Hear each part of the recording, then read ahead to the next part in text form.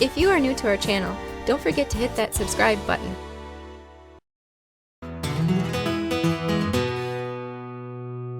Last summer, after a handful, or more than a handful of years of growing in the ground, we decided to convert our in-ground garden into raised beds, and then even more raised beds this growing season. Now, there are pros and cons to both growing in the ground and raised beds. And raised beds, by saying raised beds, could also mean large containers or just anything that's not directly into the ground. So a couple of pros to growing in raised beds is that you have a lot less weeding to do. You have easier access depending on the height of the bed. And also, you have less of a chance of animals getting into your bed because they're not so accessible, especially like bunny rabbits. Some cons is that there's an initial investment up front, and you have to have the raised beds built. So if you're not good at building, you might have to find somebody to build them for you, or prefabricated ones or something like that.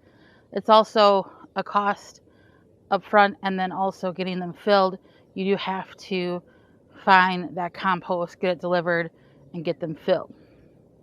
When growing in the ground, a lot of the good things about it is that one thing about growing in the ground is that it's pretty easy and convenient. You can just turn the soil over if you have good soil, and then you can grow directly in the soil. Another thing is it's right there. So again, it's convenient. Typically, there's not much of a cost.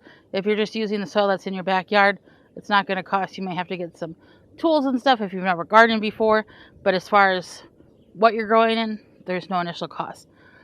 A few cons about it is that there's going to be a lot of weeding. You typically do have to fence it in to keep critters away. And also, it's lowered to the ground, so it might not be as accessible, and you might not have the proper soil or healthy soil to grow the vegetables that you want in it. So there's pros and cons to both growing in the ground and growing above ground in a raised bed or a large container. We're definitely very pleased that we invested the time and money into our raised beds.